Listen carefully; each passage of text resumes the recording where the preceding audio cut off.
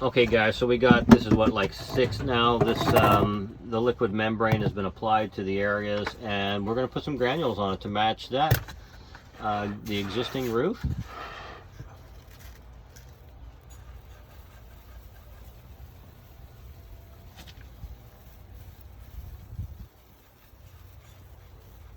That's a special technique Brock is using there. It's not a very good one. I'm sprinkling a cake now. Exactly, yeah. So this is the icing, or the sprinkling on the cake, exactly.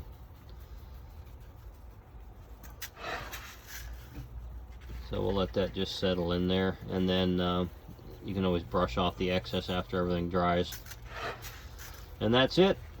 We do have a weatherhead that we're going to get for the top of the stack here. So when the conduit comes, or the BX cable comes through to the condensing unit, it's covered and then assures that it won't leak. Alright guys, there you go. See you later.